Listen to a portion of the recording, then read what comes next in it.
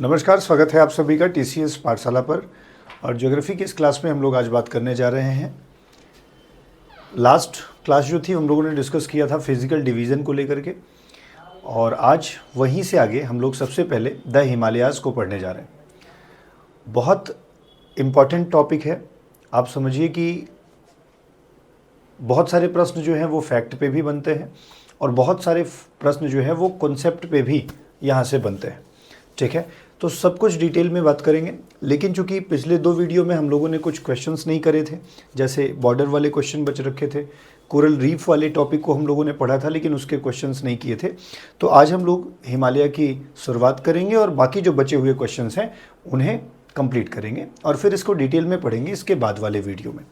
तो चलिए इस क्लास को स्टार्ट करते हैं। हाँ, आपको पहले जो कक्षाएँ हैं जो आपने क्लासेस कर रखी हैं वो कैसी लग रही हैं ज़रूर कमेंट में बताइए। एक प्यारा सा कमेंट करके ये बताइए कि आपको कैसी लग रही क्लासेस, ये एफर्ट जो हम लोग लगा रहे हैं ये कैसा लग रहा है आपको, ज़रूर कमेंट में बताइए। अगर आप पहले दिन इस क्लास से जुड़े हैं तो आप इसके पहले के जो 4 क्लासेस हुई हैं ना, आप उन्हें पढ़ लीजिए ताकि कनेक्टिविटी बेहतर तरीके से रहे और साथ ही साथ आपको चीज़ें समझ में आए। ठीक है, अपने दोस्तों के पास इसे शेयर भी कर दिया करिए। पहली बार जुड़े हैं तो आप अपने चैनल के साथ जुड़ जाइए, हमेशा काम की वीडियो जो हैं वो आपके लिए आती रहेंगी। ये करंट अफेयर का सेशन है जिसका बहुत अच्छा रिस्पांस अभी हाल ही में हुए परीक्षाओं में मिला है, मतलब सीडीएस के एग्ज़ाम में और साथ में यूपीपी का जो री एग्ज़ाम हुआ है ना, करंट अफेयर्स के इस मिड वीक मैटर प्रोग्राम से बहुत सारे क्वेश्चंस आए हैं।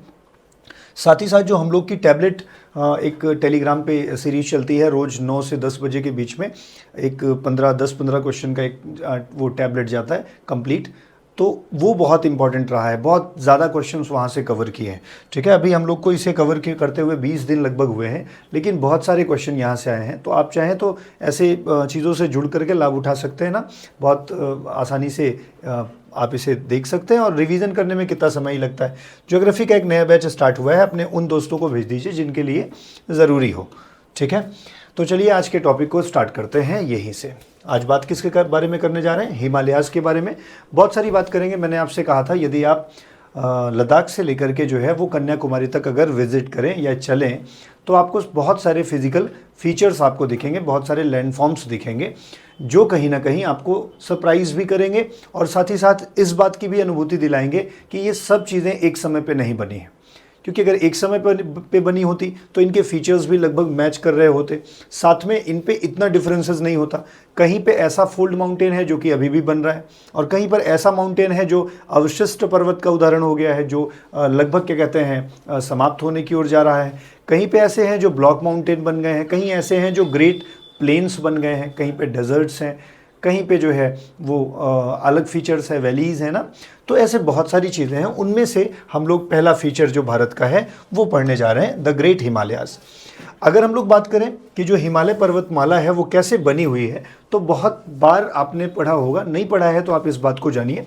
ऐसा माना जाता है कि वर्तमान में जो भारत यहाँ पर निर्मित हुआ है ये यहाँ का भाग नहीं है, बल्कि ये कई क्या कहते हैं लाख वर्ष पहले जो है वो मेडागास्कर से अलग हुआ था। जो मेडागास्कर मतलब मैं अगर इसके पहले की भी कहानी थोड़ी सी कनेक्ट करवाना चाहूँ तो आप सभी लोगों ने पढ़ा और जाना होगा कि एक समय जो है पूरा का पूरा पृथ्वी जो है वो पैंजिया और पैंथलासा, मतलब पूरा ब्रह्मांड जो है वो पैंजिया और पैंथलासा करके, पैंजिया जो कि द्वीप है और पैंथलासा जो कि ओशियन है ना, ऐसे करके डिवाइडेड था।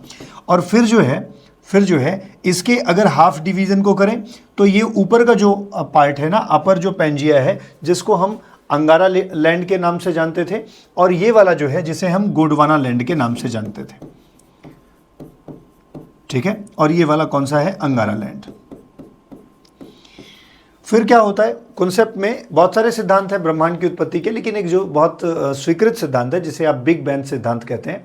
तो बिग बैंग थियरी के तहत इसमें विस्फोट होता है और विस्फोट होने के बाद जो है वो बहुत सारे महाद्वीपों का निर्माण होता है, वायुमंडल का निर्माण होता है। अब इन सब पे डिटेल में अभी डिस्कशन नहीं होगा, लेकिन अब जब इनमें ब्रेक होता है तो ये जो एक ही पूरा महासागर था वो जब यहाँ पे अलगाव होगा, ये बीच से एक तरीके से अलग होते चले जाएंगे, और जब ये अलग होंगे तो इनके बीच में स्पेस आ जाएगा, और स्पेस आएगा तो यहाँ पर वाटर बॉडीज बन जाएंगी ना, बहुत सारे समुद्र बनेंगे।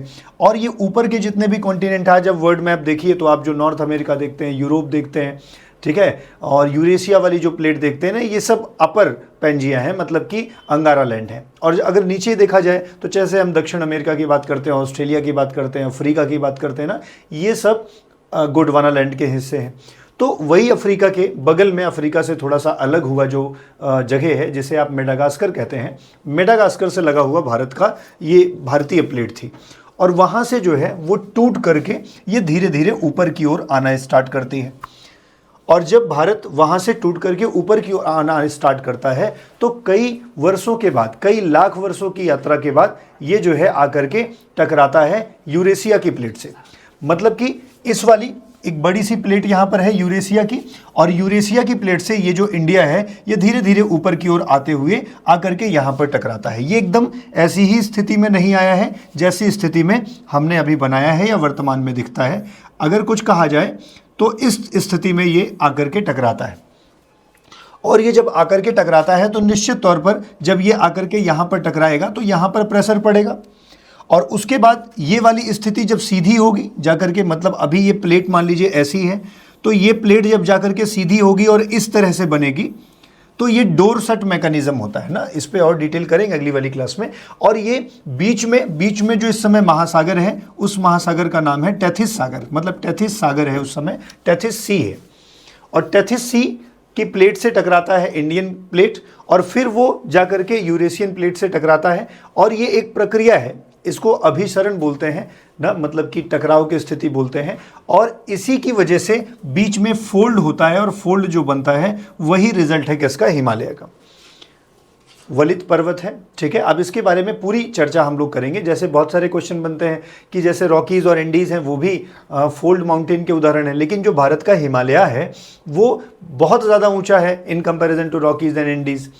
तो ऐसे कारण क्या है, तो कारण है सर वो दो बार जो है वो टकराव हुआ है, अभिसरण दो बार हुआ है। कल मतलब अगली कक्षाओं में इन पर चर्चा करेंगे। ये देखिए थोड़ा सा आपकी समझ के लिए बताया गया है कि धीरे धीरे जो है इंडिया का जो लैंडमास है वो धीरे धीरे ऊपर आते हुए यहाँ पर यूरेशिया की प्लेट से टकराता है। और यूरेशिया की प्लेट से बीच में एक सागर भी था, टेथिस सागर। और टेथिस सागर में जो सेडिमेंट था, जैसे मान लीजिए कोई एक सागर है, मान लीजिए यहाँ पर कोई एक सागर है, तो यहाँ से नदियाँ यहाँ पर जब जाएंगी तो नदियाँ जो है अपने साथ सेडिमेंट्स भी ले जाती हैं। और जब नदियाँ अपने साथ सेडिमेंट्स ले जाएंगी तो ये धूल, ये जो कण है यहीं पर इकट्ठा रहते हैं, ठीक है। ऐसे कोई भी सागर अगर है तो महाद्वीप से नदियाँ जो है उसमें जाती हैं। अब यहाँ से जो सेडिमेंट होगा, जब दोनों पे प्रेशर पड़ेगा तो ये सेडिमेंट ऊपर उठेगा, और यही सेडिमेंट जो है वो पर्वतों के रूप में बना। ऐसा माना जाता है टेथिस सागर का जो सेडिमेंट था वो दबाव के कारण जो है हिमालय एक पर्वत के रूप में निर्मित हुआ, ठीक है। तो धीरे धीरे ये जो है वो आ रहा है, और अभिसरण के कारण जो है वो यहाँ पर हिमालयाज का निर्माण हो रहा है ना। ये कुछ बेसिक बातें हैं हिमालय के निर्माण के बारे में, ठीक है। ये अफ्रीका महाद्वीप है, ठीक है। अफ्रीका महाद्वीप के बारे में अब यहाँ से इंडिया को आप ले जा सकते हैं ऊपर की ओर। इसीलिए पेपर कभी कभी पूछता है ना कि भारत का जो प्रायद्वीपीय हिस्सा है, प्रायद्वीपीय हिस्सा का मतलब है ये वाला जो हिस्सा है, ठीक है, वो कहाँ का भाग है, तो ये अफ्रीका महाद्वीप का भाग है। तो वैसे भी जब आप पढ़ते हैं, भूगोल पढ़ रहे हैं, तो आपको यह पता है कि जैसे अपनी गैलेक्सी है मिल्की वे, ऐसी ही 900 करोड़ गैलेक्सियाँ हैं ना, बहुत सारी जो है आकाश गंगाएँ हैं। और जैसे अपना सन जो है स्टार है जिसके चारों तरफ प्लैनेट्स घूम रहे हैं, ऐसे बहुत सारे क्या कहते हैं वो क्या कहते हैं सोलर सिस्टम हो सकते हैं, राइट। तो अगर हम लोग बात करें तो जब कभी भी ओरिजिन ऑफ जीव, मतलब जीवों की उत्पत्ति मानी जाती है, तो सबसे पहले अफ्रीकी महाद्वीप में मानी जाती है, ठीक है, जो कि गोंडवाना लैंड का हिस्सा था। और भारत भी वहीं से टूट करके आया है, तो अफ्रीकी महाद्वीप से टूट के आया हुआ है। इसलिए जो ये प्रायद्वीपीय हिस्सा है भारत का, इसे किस लैंड से माना जाता है, गोंडवाना का भाग माना जाता है, गोंडवाना लैंड का भाग माना जाता है, क्योंकि ये नॉर्थ में नहीं था, ये साउथ से नॉर्थ की हो रहा है ना। तो ये एक फैक्ट आप ध्यान रखेंगे सैद्धांतिक रूप से जो है। और हाँ, जब ये हिमालय आकर के बना, मतलब मैं थोड़ा सा आपको यहाँ पे एक्सप्लेन करूँ, तो ये जब जैसे मान लीजिए एक प्लेट है, ऐसे कोई एक यूरेशियन प्लेट है, और अगर भारत जो है कुछ इस तरीके से आकर के टकराता है, एक मिनट के लिए थोड़ा समझ लेंगे तो बात बन जाएगी। जैसे मान लीजिए भारत की का पहली जो स्थिति है वो कुछ ऐसी है,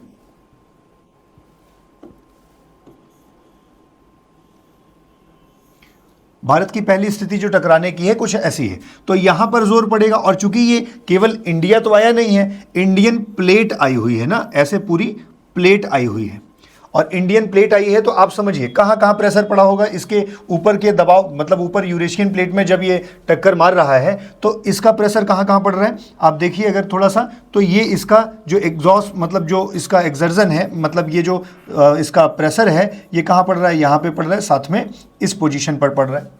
तो ये टक्कर होने की वजह से कहीं ना कहीं थोड़ा बहुत यहाँ पर जो है वो वलय बनेंगे, और उसके बाद कोई भी चीज़ ऐसे तो रहेगी नहीं, मान लीजिए ऐसे जाके लड़े तो ये बाद में इस जगह को भी तो कवर करेगी ना, ऐसे बंद भी होगी। तो ये पूरा का पूरा जो इंडिया है जिस समय इस तरह से बंद हो जाएगा तो ये प्लेट तेजी से इधर डोरसेट मैकेनिज्म करेगी, इधर म्यांमार वाले हिस्से पर भी जोर लगेगा, और तब एक और हिमालय बनेगा जिसे आप कहेंगे पूर्वांचल की पहाड़ियाँ। मैं ये कहना चाहता हूँ कि एक हिमालय ऐसे फैला, उसके बाद ऊपर से टकराव हुआ तो ये कुछ ऐसे फैला, ये इस तरह से हिमालय फैला हुआ है। ये पश्चिमी हिमालय, इसे आप ईस्टर्न मतलब नॉर्दर्न हिमालय बोलते हैं, और इसे पूर्वांचल की पहाड़ियाँ बोलते हैं।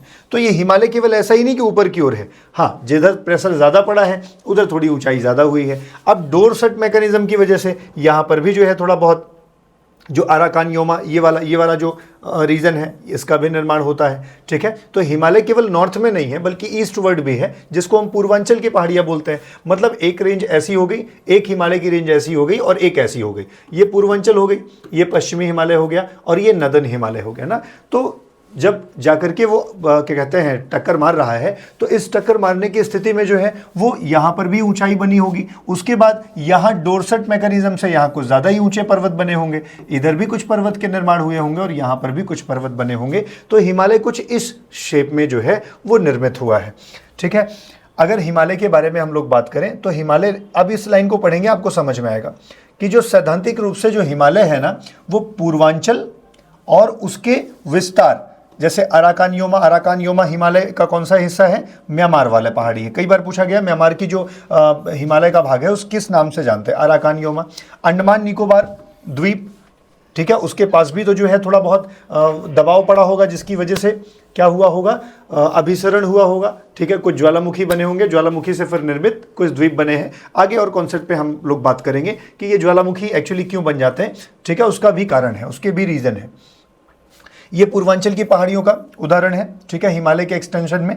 और इतना ही नहीं, हिमालय केवल और केवल जो है भारत और नेपाल की में ही नहीं है, भूटान में ही नहीं है, बल्कि और कहाँ कहाँ है देखा जाए तो तिब्बत वाले रीजन में भी है, जिसे आप ट्रांस हिमालय कहते हैं ना। फिजिकल डिवीजन पढ़ेंगे तो ट्रांस हिमालय सबसे पहले बना था, क्यों बना था, विल टॉक अबाउट इट, ठीक है। पश्चिमी छोर पर जो है पाकिस्तान, अफगानिस्तान और मध्य एशिया तक फैला हुआ है। अगर इसको हम लोग इमेज वाइज देखें तो हम कुछ ऐसी चीज़ों की बात कर रहे हैं। तो ये जो भारत का हिस्सा आकर के टकराया है तो इस साइड भी हिमालय का निर्माण हुआ है, इस साइड भी हिमालय का निर्माण हुआ है। ये कुछ रेंजेस हैं जो हिमालय के पार्ट हैं, ठीक है। ये ट्रांस हिमालय का पार्ट है, ये जो है आपके हिमालय का पार्ट है, ये पूर्वांचल की पहाड़ियाँ हैं।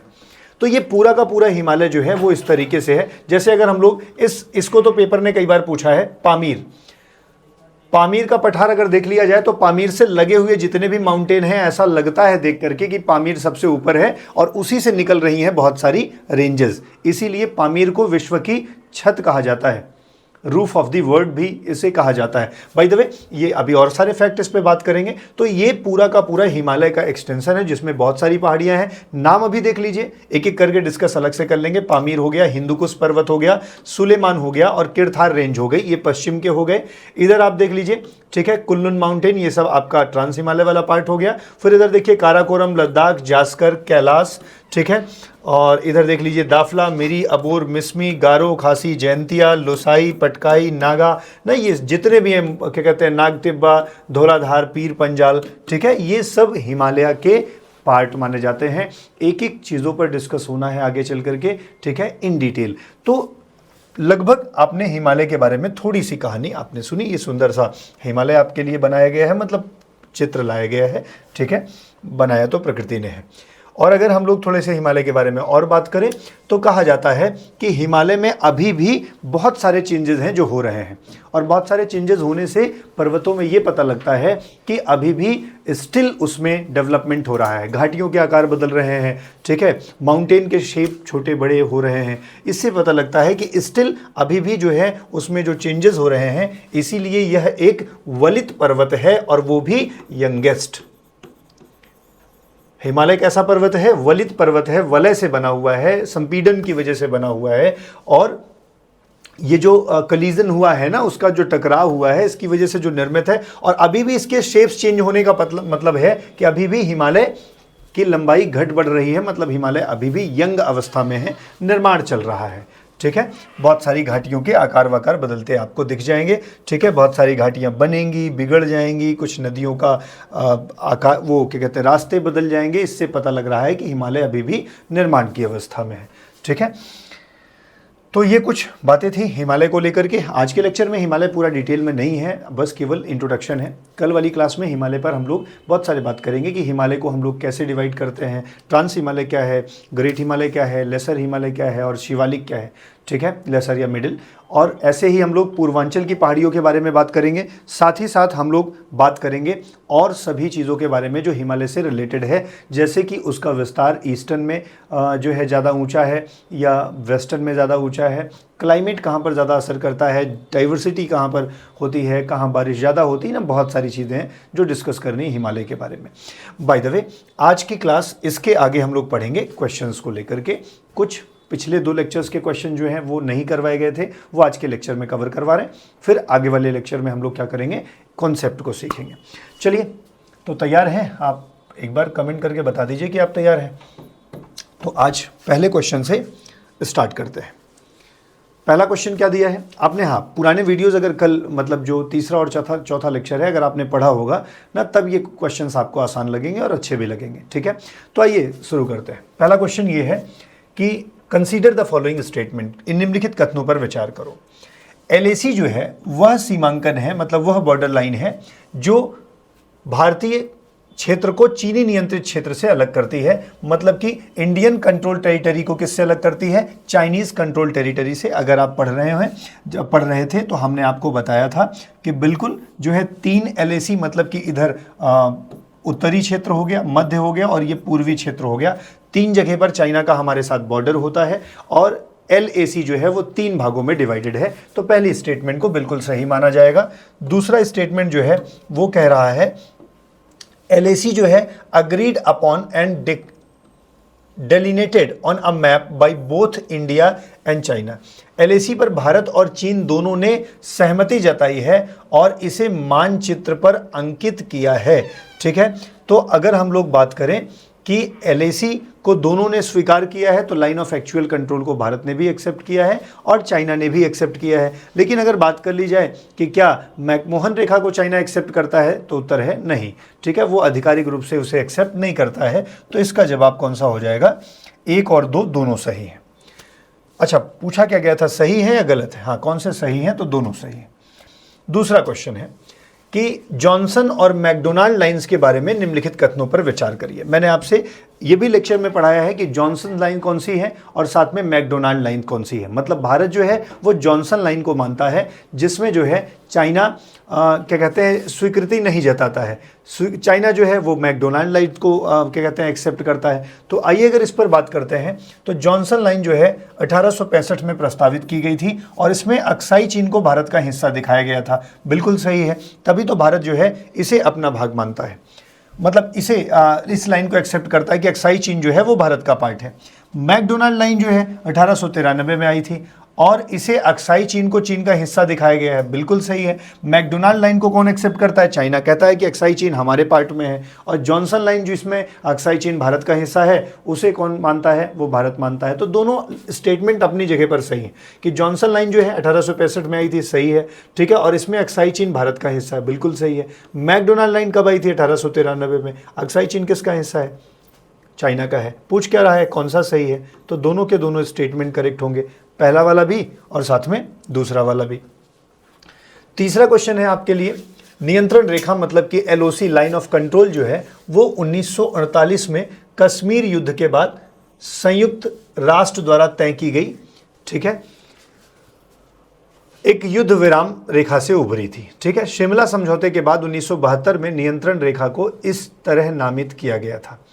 ठीक है, मतलब LOC जो है वो 1948 में इमर्ज की थी। ठीक है, the LOC was designated as such in 1972 following the Shimla agreement.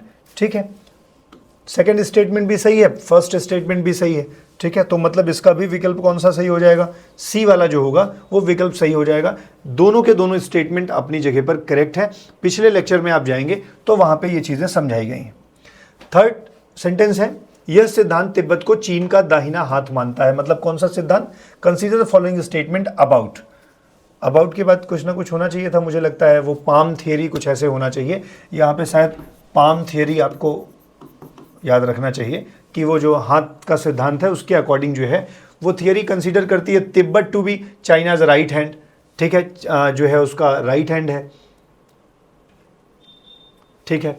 Ladakh, Nepal, Sikkim, Bhutan and Arunachal Pradesh are the 5 fingers, ठीक है। हाँ, 5 फिंगर सिद्धांत, इसको पाम थियरी नहीं कहते, 5 फिंगर प्रिंसिपल कहते हैं। और 5 फिंगर प्रिंसिपल के तहत जो है वो चाइना मानता है कि उसका दाहिना हाथ कौन सा है, वो है तिब्बत। और तिब्बत के आसपास ये 5 रीजन है, मतलब लद्दाख, नेपाल, भूटान और अरुणाचल प्रदेश, ये उसके 5 फिंगर्स हैं। दोनों स्टेटमेंट करेक्ट है, चाइना का ही ये दावा है। तो उत्तर है बी, बोथ ए और बी। भारत चीन सीमा विवाद से संबंधित घटनाओं का सही क्रम क्या है ना, तो का, खा, गा, घा, ABCD करके 4 ऑप्शन है और 3 ऐसे घटनाएं हैं जो दी गई हैं। जैसे कि तिब्बत पर चीन का कब्जा, तो ये अगर आप पिछले वीडियोस को देखे हैं तो इसका मतलब 1950-51 के दौरान की बात है। और अगर मैकमोहन रेखा की बात की जाए तो इसका मतलब शिमला समझौते की तरफ आपको चलना पड़ेगा, 1914 की कहानी है। तो अगर इसमें आपको क्रम से मिलाना है तो इसका मतलब 50 के बाद 14 और 62 फिर तो आएगा नहीं, ठीक है। इसका मतलब है पहले हम लोग किसकी बात करेंगे, 62 के बाद फिर ये नहीं आएगा, ठीक है। मैकमोहन रेखा अगर शुरू में हो जाती है तो 14 मान लीजिए यहाँ पे है, फिर 62 के बाद 50 तो आएगा नहीं, ठीक है। इसका मतलब है 3 ऑप्शन कट गए। एक उत्तर जो है इसका करेक्ट हो जाएगा कि मैकमोहन रेखा की स्थापना कब होगी, आप देखिए 1914 शिमला समझौता के बाद हो जाएगी और 1950 में जो है वो तिब्बत पर कब्जा चाइना का हो जाएगा और ये क्रम करेक्ट हो जाएगा। मतलब जो बी ऑप्शन है ना वो करेक्ट ऑप्शन आंसर हो जाएगा। अगला क्वेश्चन आपके लिए है कि भारत के अनुसार LAC की लंबाई कितनी है। मतलब जब हम LAC की बात करते हैं इसका मतलब हम बात कर रहे हैं भारत और चाइना के बॉर्डरिंग स्टेट की। और जब भारत और चाइना के बॉर्डरिंग स्टेट की बात कर रहे हैं तो 2 लाइन यहाँ पर अपने सामने आती है। एक तो आपने जॉनसन लाइन के बारे में सुना होगा जो कि 1965 की है, ठीक है। और दूसरी जो है मैकडोनाल्ड लाइन के बारे में सुना होगा और ये मैकडोनाल्ड लाइन 1993 की है ना, पढ़ा था अभी थोड़ी देर पहले भी क्वेश्चन था। ये जॉनसन लाइन को कौन एक्सेप्ट करता है, इंडिया एक्सेप्ट करती है। और जबकि इसको चाइना एक्सेप्ट नहीं करती, बल्कि चाइना कहता है कि हमें जो है वो मैकडोनाल्ड लाइन एक्सेप्ट है। मतलब रीज़न क्या है कि भारत कंसीडर करता है कि 3488 किलोमीटर हमारे बॉर्डरिंग स्टेट हैं किसके साथ, चाइना के साथ हैं। जबकि चाइना इस बात को केवल और केवल कितना क्लेम करता है, 2000 ही क्लेम करता है। इसका मतलब है चाइना जो है अक्साई चीन को चाइना में मानता है। और उसके बाद जैसे ये भारत का हिस्सा है मान लीजिए, तो ये जो अक्साई चीन वाला हिस्सा है ना, इसको वो नहीं भारत को देना चाहता। वो चाहता है कि ये पूरा का पूरा बॉर्डर लाइन ऐसे जाए, और जबकि भारत वाले कंसीडर करते हैं कि ये हमारा हिस्सा है। तो इसीलिए भारत जो है 3488 किलोमीटर मतलब कि जॉनसन लाइन को कंसीडर करता है करेक्ट। और जबकि मैकडोनाल्ड लाइन जो है वो अक्साई चीन को चाइना का हिस्सा मानता है, तो चाइना इस बात पर स्वीकृत होता है। तो पूछा है भारत के अनुसार LAC की लंबाई, तो भारत जिसे एक्सेप्ट करता है जॉनसन लाइन उसके अकॉर्डिंग 3488 हो जाएगा, ठीक है। उसके बाद अगला जो क्वेश्चन है वो है कि विच of the following lines places Aksai चीन अंडर चाइनाज कंट्रोल। ना चाइना के कंट्रोल में कौन सा है, इसका मतलब है जिसको चाइना एक्सेप्ट करता है। 1993 में मैकडोनाल्ड लाइन जो बनी थी वो है, ठीक है। भारत के पक्ष में कौन सा है, जॉनसन लाइन, मतलब कि अक्साई चीन भारत में दिखाया गया है। अगला क्वेश्चन आपके लिए है consider the following statements about. कुछ लाइनों को जो है वो स्टेटमेंट कथन को देखिए। The line of actual control, मतलब LAC की बात हो रही है। LAC वही लाइन ना जो कि आधिकारिक रूप पे एग्जिस्ट नहीं करती ना, समझौते के तहत ऐसी मान्य है कि हाँ ठीक है यहाँ वो बॉर्डर है। डिवाइडेड इनटू 3 सेक्टर, 3 सेक्टर में है, ईस्टर्न, मिडिल और वेस्टर्न, बिल्कुल सही है। चर्चा हो चुकी है इस पर। The eastern sector spans Uttarakhand Himachal Pradesh. नहीं भैया, ईस्टर्न सेक्टर जो है वो कहाँ पर होगा, इस अरुणाचल प्रदेश वाले रीजन पर होगा ना, भूटान सिक्किम अरुणाचल प्रदेश इस रीजन पर होगा। तो ये दूसरा ऑप्शन गलत है, पहला सही है। और पूछ क्या रहा है, करेक्ट पूछ रहा है, तो केवल कौन सा करेक्ट हो जाएगा, फर्स्ट वाला करेक्ट हो जाएगा। आई होप आपको ये बात समझ में आ रही है, क्योंकि उत्तराखंड तो मिडिल वाले रीजन में आएगा ना, लद्दाख वाला जो है वो नदन में हो जाएगा, ये मिडिल हो जाएगा, ये ईस्टर्न हो जाएगा। ठीक है, तो बहुत आसान सा क्वेश्चन था ये। अगला प्रश्न आपके लिए है, कंसीडर द फॉलोइंग स्टेटमेंट्स, कथनों पर विचार करिए। मैकमोहन लाइन जो है is the disputed boundary between India and China in eastern sector. तो ईस्टर्न सेक्टर में जो मनमोहन लाइन है ना, उसको चाइना स्वीकार नहीं करता ना, तो डिस्प्यूटेड लाइन है, क्योंकि चाइना कहता है कि भाई अरुणाचल प्रदेश का भी हिस्सा जो है वो हमारा है, वहाँ पे एक लेक है जिसको वो अपना होने का दावा करता है, तो ये डिस्प्यूटेड लाइन है। बिल्कुल सही है। ठीक है, पहली लाइन तो करेक्ट है। China has accepted the McMahon line official boundary. नहीं, बिल्कुल नहीं, चाइना इसको बिल्कुल एक्सेप्ट करना ठीक नहीं समझ रहा है। तो कौन सा पता करना है, करेक्ट, इसका मतलब है 1 इज करेक्ट, राइट। तो ये क्वेश्चन भी आसान सा प्रश्न था, अगर आपने पिछली क्लासेस को किया है तो आसानी से। अगर आपने क्लास नहीं करी है तो प्लीज़ जो है जा करके पिछली क्लासेस को करके आइए, तो आपको ये चीज़ें ठीक लगने लगेंगी। और रेगुलर ऐसे मतलब इस लेक्चर को देखते रहेंगे तो मुझे लगता है इंडियन ज्योग्राफी का ये पूरा का पूरा हिस्सा आपके लिए बहुत मज़ेदार हो जाएगा। अगली वो क्वेश्चन है कि इस कथनों पर विचार करो। डोकलाम जो है लोकेटेड है ट्राई जंक्शन ऑफ किसके, इंडिया, चाइना और भूटान। ठीक है, तो बिल्कुल सही है, डोकलाम जो है वो इसी ट्राई जंक्शन पर है। और याद करो, पढ़ाते समय हमने कहा था कि चाइना कहता है कि हमारा और डोकलाम का विवाद है, भारत का इसमें जो है हस्तक्षेप नहीं होना चाहिए। तो ये एक तरीके से ट्राई जंक्शन पर है। अच्छा, डोकलाम को हम क्यों बचा रहे थे, इसीलिए बचा रहे थे क्योंकि चिकन नेक का जो रास्ता है ना वो बाधित ना हो जाए। अगला स्टेटमेंट कह रहा है कि जो सिलीगुड़ी कॉरिडोर है, जिसको चिकन नेक के नाम से जानते हैं, connected to the Doklam region. बिल्कुल, अगर डोकलाम रीजन पर चाइना हो जाएगा तो हमारा जो सिलीगुड़ी कॉरिडोर है, जो नॉर्थ ईस्ट में जाने का रास्ता है, वो ब्लॉक हो जाएगा। ठीक है, तो कनेक्ट करता है। बिल्कुल, दूसरा स्टेटमेंट भी सही है और पहला स्टेटमेंट भी सही है। इसका मतलब है उत्तर कौन सा हो जाएगा, सी। करेक्ट ही तो पूछ रहा है ना, तो दोनों के दोनों करेक्ट है। चलो अगला स्टेटमेंट देख लो भाई। विच of the following is true about Pangong so lake. Pangong so lake की बात करते हैं, मतलब वो डिस्प्यूटेड लेक है, ठीक है, जिसका कुछ भाग चाइना के कब्जे में है, कुछ भारत के कब्जे में है। मैंने आपको पढ़ाते समय ये बताया था कि ये कोई बहुत ज़रूरी लेक तो नहीं है ना, बहुत ऊपर है, लगभग 4000 फीट के ऊपर है। लेकिन जो है, अगर ये लेक चाइना के पूरी तरह से कब्जे में चली जाती है तो एक दिक्कत हो सकती है कि उस लद्दाख वाले रीजन में जो है आसानी से पेनिट्रेशन हो सकता है चाइनीज़ आर्मी का ना, ये एक बड़ा मतलब सिक्योरिटी इशू है। तो भैया ये पेंगोंग सो लेक के बारे में बताइए। लैंडलॉक्ड सैलाइन लेक है, बिल्कुल सही है। ठीक है, खारे पानी की है और लैंडलॉक है, कोई दिक्कत नहीं। It is located height of 4000 metre above the Ladakh है, बिल्कुल सही है। ठीक है, दोनों के दोनों स्टेटमेंट बिल्कुल करेक्ट है। तो अगर हम लोग देखें तो दो ही स्टेटमेंट है और पूछ क्या रहा है, निम्नलिखित में से कौन सही है ना, तो दोनों के दोनों स्टेटमेंट सही है। ठीक है, अगली कहानी, which sector of the line of actual control, मतलब एलएसी की बात कर रहे हैं। एलएसी का कौन सा सेक्टर है, 3 सेक्टर है ये, ठीक है, ईस्टर्न हो गया, मिडिल हो गया और नदन हो गया। उत्तराखंड और हिमाचल प्रदेश मिडिल वाले में आएंगे भाई, मिडिल। ये तो लद्दाख और इधर अरुणाचल प्रदेश और सिक्किम वाला रीजन आएगा ना। बहुत आसान सा प्रश्न है, आप इसे कर लिए होंगे अगर आपने क्लासेस करी हुई हैं तो। चलिए अगला क्वेश्चन आपके लिए है कि विच of the following Indian reason is claimed by China but was taken over by India in 1951 ना। ऐसा कौन सा रीजन है जिसको चाइना अपना तो कहता है लेकिन भारत उस पर कब्जा कर चुका है। अगर हम एक्साई चीन की बात करें तो चाइना के ही पास है। इसका मतलब है कि ये रीजन तो उत्तर हो नहीं सकता। यहाँ पे अरुणाचल प्रदेश की एक झील है ना, तवांग लेक जो है वो भारत ने अपने कब्जे में ले लिया है, तो यहाँ पे उत्तर ये हो जाएगा। ये एक एयर स्ट्रिप थी, हमने आपसे बात करी हुई थी पिछले लेक्चर में। सक्सगाम वैली मतलब वो रीजन है जिसको 1963 में ना एज अ गिफ्ट दे दिया है किसने, पाकिस्तान ने चाइना को। ठीक है, तो ये वैली भी चर्चा में थी, उस लेक्चर में पढ़ा हुआ था। अगला क्वेश्चन है कि Chushul approach significant for defence purpose lies near which of the following lake. जब आप पढ़ रहे थे तो उस समय हमने आपको बताया था पेंगोंग सो लेक जो है वो वैसे कहीं बहुत ज़्यादा इंपॉर्टेंट तो नहीं रखता है, लेकिन अगर चाइना का उस पर पूरी तरह से कब्जा हो जाएगा तो कहीं ना कहीं ये जो अप्रोच है मतलब भारत में चाइना का पेनिट्रेशन हो सकता है, नज़दीक पहुंच जाएगा, और इसी को हम लोग कहते हैं चुशुल अप्रोच। तो चुशुल अप्रोच किससे संबंधित है भैया, पेंगोंग सो लेक से संबंधित है, इस बात को भी ध्यान रखिएगा। अगला क्वेश्चन है which of the following passes is located near the disputed try point border of India, China and Myanmar. भैया कई बार आपने पढ़ा भी होगा, उस दिन भी चर्चा हुई थी। ये कौन सा है भाई, ये दीफू पार हो जाएगा। लिपुलेख आपके उत्तराखंड में पड़ जाएगा, शिपकिला और नाथुला, नाथुला सिक्किम में है और शिपकिला जो है वो देखेंगे तो हिमाचल प्रदेश में पड़ जाएगा। दीफू पास वो जो है जो ट्राई जंक्शन पर है, किसके, चाइना के, भारत के और म्यांमार के। ठीक है, ये दीफू पास एक चीज़ से और फेमस है, यहीं से ब्रह्मपुत्रा रिवर जो है एक सेलेस्टिकल बेंड लेकर के कहाँ पे आ जाती है, भारत में एंटर कर जाती है, मतलब अरुणाचल प्रदेश में दिहांग और दिबांग के नाम से। राइट, चलो अगला क्वेश्चन है आपके लिए, which of the following areas is known as the trans Karakoram tract.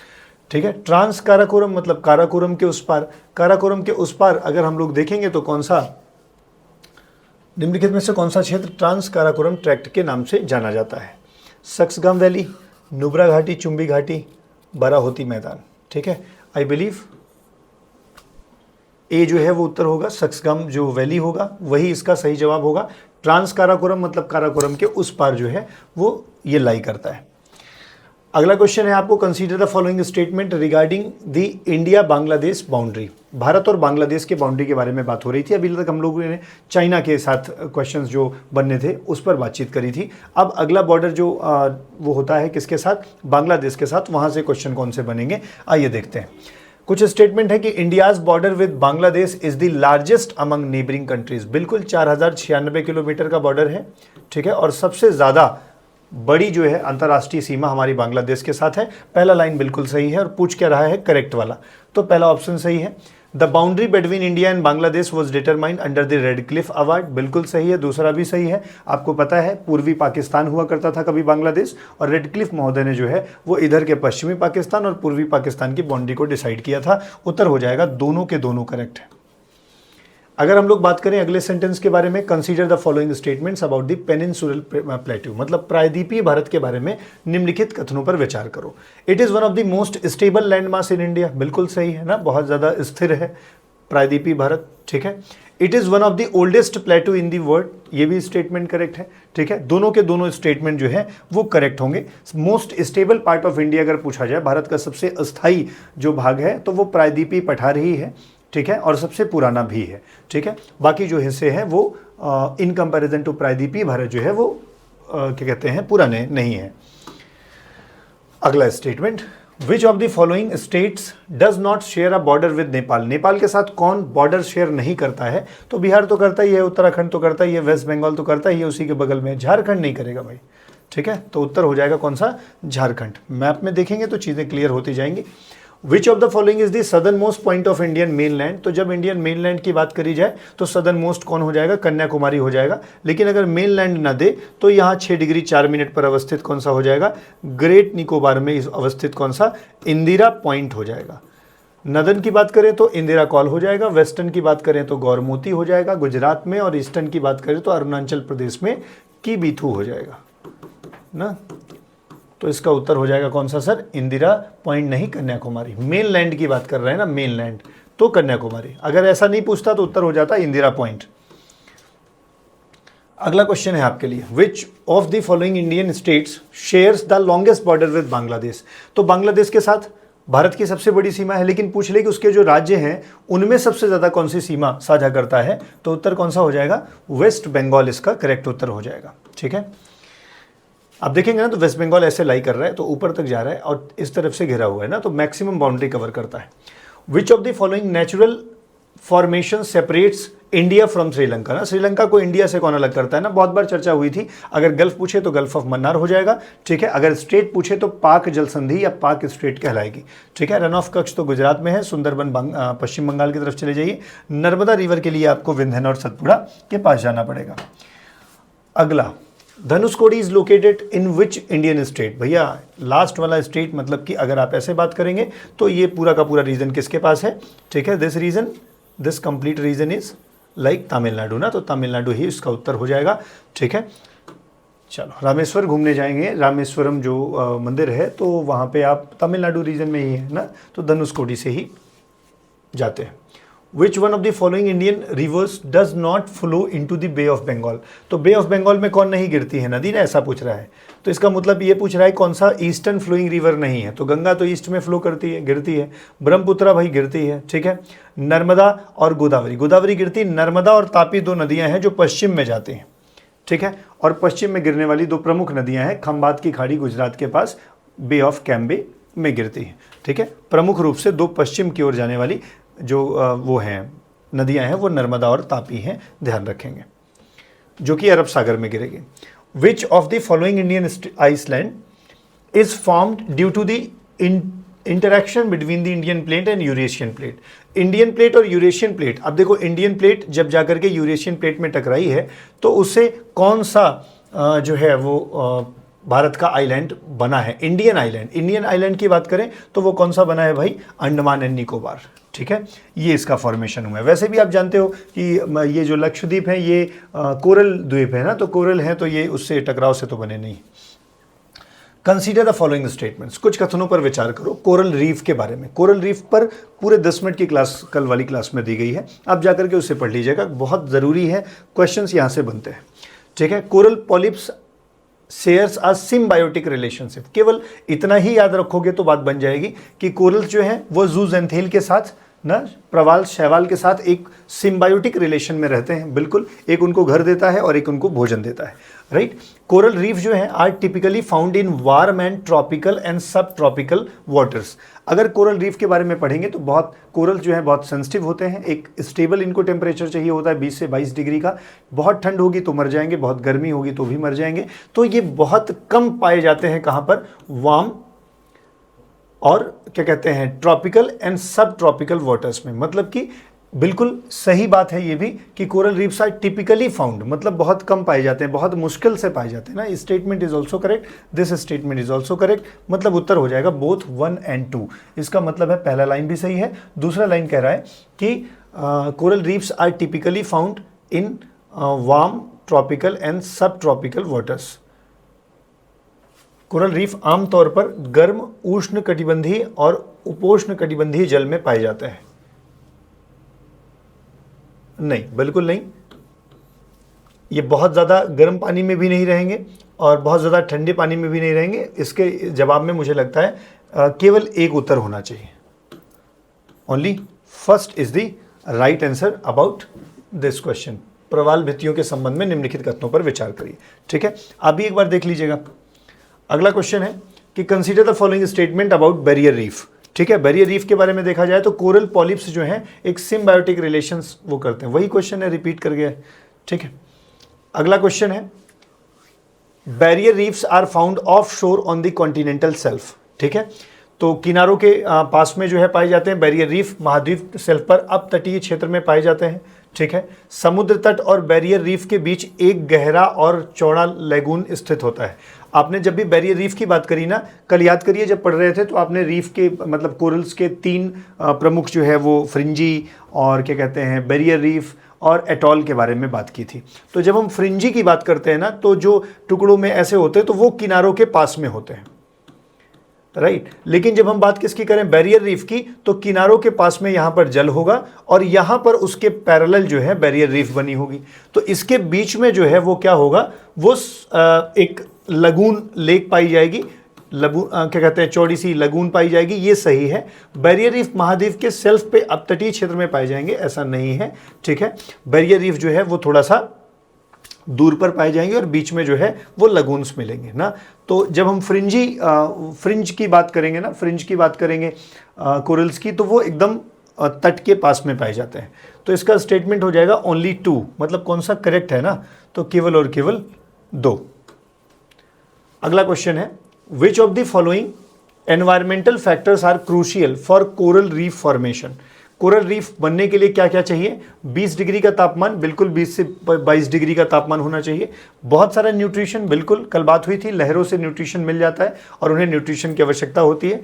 Clear water चाहिए, लो सेडिमेंटेशन चाहिए, 1, 2 और 3 तीनों स्थितियां होंगी तो कोरल्स डेवलप करेंगे, ठीक है। अगर आपने पिछली क्लासेस करी हैं कोरल जहां मैंने पढ़ाया था तो ये बातें आपको आसान लग रही होंगी, ठीक है। तो फिर कोई बहुत डिटेलिंग चीज़ है नहीं, तो यहाँ पर हम आपसे अलग से बात कुछ कर नहीं सकते। विच of the following types of coral is most commonly found in the world. कभी भी ऐसा क्वेश्चन मिले तो ध्यान रखिएगा, हमेशा उत्तर जो है फ्रिंजिंग रीफ ही होता है, ये ज्यादातर जगहों पर उपलब्ध है। ठीक है, बैरियर रीफ एटॉल्स हर जगह उपलब्ध नहीं है, ये आसानी से पाए जा सकते हैं। ठीक है, अगले क्वेश्चन है, इन विच इंडियन स्टेट और union territory can you find the Gaveshani bank known for its coral reefs. किस महाद्वीप या राज्य या केंद्र शासित प्रदेश में गवेषणी बैंक पा सकते हैं जो अपनी प्रवाल भित्तियों के लिए जाना जाता है। ठीक है, आप इसे रट लीजिए, क्वेश्चन जस का तस अगर कभी भी आ जाता है तो इसका उत्तर कौन सा लगा देंगे, कर्नाटका। ठीक है, वो सही हो जाएगा। अगला क्वेश्चन है, which of the following condition is not ideal for coral reef growth. निम्नलिखित में से कौन सी परिस्थिति आदर्श स्थिति नहीं है कोरल रीफ के डेवलप करने में। साफ पानी होना चाहिए, बिल्कुल, तब ये डेवलप करेंगे। उच्च अवसादन मतलब हाई सेडिमेंटेशन नहीं, लो सेडिमेंटेशन होना चाहिए। वाटर, वार्म वाटर, गर्म पानी का तापमान। ठीक है, वार्म वाटर टेम्परेचर, टेम्परेचर का वो हॉट नहीं होना चाहिए, मतलब वार्म होना चाहिए, चलेगा। सलाइन होना चाहिए, थोड़ा खारा भी होना चाहिए। मतलब यहाँ पे सबसे बढ़िया जो उत्तर है, उच्च हाई सेडिमेंटेशन नहीं होना चाहिए। हाई सेडिमेंटेशन होगा तो कोरल्स ग्रोथ नहीं करेंगे। और शायद आपसे यही क्वेश्चन पूछा था कि कौन सा नहीं है स्थिति ना, आदर्श नहीं है, तो उत्तर हो जाएगा बी। अगला क्वेश्चन है, symbiotic relationship between coral polyp and zooxanthellae algae is essential for coral survival. What do the algae provide to the polyps? ठीक है, तो शैवाल जो है वो प्रवाल को क्या देते हैं। तो मैंने क्या कहा था, प्रवाल जो है, मूंगे जो हैं, मतलब कोरल जो हैं, वो वाइट कलर के हैं, वो फोटोसिंथेसिस नहीं कर सकते, भोजन नहीं बना सकते। तो भोजन के लिए वो किसको अपने साथ जोड़ते हैं, वो जोड़ते हैं किसको, एल्गी को। तो एल्गी क्या देता है उन्हें, उन्हें भोजन देता है। भोजन की बात करेंगे तो हम लोग किसकी बात करेंगे, कार्बन कंपाउंड की बात करेंगे। ठीक है, उत्तर हो जाएगा सी, प्रकाश संश्लेषण के माध्यम से कार्बन यौगिक देते हैं। ठीक है, चलिए अगला क्वेश्चन है, which of the following is a feature of atoll reef. Atoll मतलब कुछ ऐसे आकार का होगा। ठीक है, अंडाकार भी हो सकता है, चार खाने का भी हो सकता है। उत्तर है, they are most commonly found reefs. नहीं, ये तो फ्रिंजिंग रीफ होते हैं। They are found in off shore on the continental shelf. They are circular और इलिप्टिकल ना, आपको उत्तर मिल गया कि ये सर्कुलर हो सकते हैं। ये तो क्या कहते हैं, बैरियर रीफ का उदाहरण है ना, ये इसका उत्तर हो जाएगा एटॉल का। ठीक है, इधर से भी देख सकते हैं कि एटॉल की विशेषता आकार में गोलाकार या अंडाकार हो सकता है। ठीक है, चारों तरफ से समुद्र से घिरे होते हैं। अगला क्वेश्चन है, which of the following region in India is not known for coral reef. Coral reef कहाँ नहीं पाई जाती है, ऐसा वो पूछ रहे हैं। कच्छ के रीजन में पाई जाती है, गल्फ ऑफ मन्नार में पाई जाती है, अंडमान एंड निकोबार में पाई जाती है। यही उत्तर है जो आपका इस प्रश्न का उत्तर है। बे ऑफ बंगाल में कोरल रीफ्स नहीं पाई जाती। ठीक है, वैसे भी अगर कभी आपसे कोई पूछे, भारत के जो कुछ द्वीप हैं जो बे ऑफ बंगाल के हैं ना, वो वोल्केनो से बने हैं, और जो अरब सागर के हैं वो कोरल से बने हैं ना, ये कोरल से बने हैं, ध्यान रखना। Coral reefs in the Andaman and Nicobar are primarily what type ना, किस प्रकार के हैं। ठीक है, तो फ्रिंजिंग रीफ ही होने चाहिए, ए। ठीक, coral polyps extract which of the following from ocean waters to protect their skeleton. तो कोरल रीफ, कोरल जो पॉलिप्स हैं मतलब मूंगे हैं, वो कौन सी चीज़ जो है वो वहाँ से लेते हैं, समुद्र से, अपने आप को प्रोटेक्ट करने के लिए। तो कैल्शियम कार्बोनेट से बने हुए हैं भैया, कैल्शियम ही चाहिए होगा जीवित रहने के लिए इनको। ठीक है, तो वो वहाँ से कैल्शियम ले लेंगे। तो इस तरह से आज जो है पिछली 2 क्लासेस की जो क्वेश्चंस बचे थे वो हमने करवा दिए। एक बार नहीं, 2 बार क्वेश्चंस को देखिएगा, जब तक क्वेश्चंस का नेचर ना समझ में आ जाए। यहाँ से ज़रूरी नहीं है कि हम इतने ही क्वेश्चन पर्याप्त हैं, आप और भी क्वेश्चंस लगाइए। ये तो बस इसलिए है ताकि आपको ये समझ में आए कि ऐसे प्रश्न आएंगे तो इस तरह से सोचना है। वैसे कॉन्सेप्ट सभी ला दिए जा रहे हैं क्वेश्चंस में, आप बाहर के भी क्वेश्चंस पढ़ सकते हैं और उन्हें सॉल्व कर सकते हैं। अगर कोई दिक्कत आए तो आप कमेंट बॉक्स में कमेंट करके बता सकते हैं, आपके लिए उसका भी सॉल्यूशन करने का पूरा प्रयास किया जाएगा। ठीक है, और अगर आपको वीडियो कैसा लगा ये ज़रूर बताइएगा। ठीक है, आप हमसे जुड़ने के लिए यूट्यूब पर TCS पाठशाला, टेलीग्राम और इंस्टाग्राम पर TCS पाठशाला सर्च कर सकते हैं। अगर आपको इस पूरे लेक्चर का PDF चाहिए, ठीक है, तो आप हमारे पेड ग्रुप में ऐड हो सकते हैं। ठीक है, उसमें ऐड होने के लिए आपको इस नंबर पर फ़ोन करना होगा, मैसेज करना होगा और बात करनी होगी, ठीक है। तो जो पीडीएफ है वो अवेलेबल नहीं है, पीडीएफ आपको पेड ग्रुप में ही अवेलेबल होंगे। एक पेड ग्रुप है जिसके तहत जो है आप जुड़ करके करंट अफेयर्स के रेगुलर अपडेट्स और आपके क्या कहते हैं पीडीएफ आप प्राप्त कर सकते हैं। एक बहुत नॉमिनल सा चार्ज है, नाम मात्र का, ठीक है। आप इस पर बात करके उसकी जानकारी ले सकते हैं, ठीक है। तो आई बिलीव आपको चीज़ें अच्छी लग रही होंगी, ठीक है। अदरवाइज़ ये जो क्लासेस हैं ये तो सबके लिए फ्री हैं, बट अगर उस वाले ग्रुप में आप आते हैं, आपकी तैयारी के लिए बेहतर करने के लिए बहुत सारी चीज़ें वहाँ भेजी जाती हैं, तो आप उसके लिए एक नॉमिनल से चार्ज से कनेक्ट हो सकते हैं। Thank you very much for today. कल वाली क्लास में हिमालयाज़ के कॉन्सेप्ट को लेकर के हम लोग आगे बढ़ेंगे। Thank you.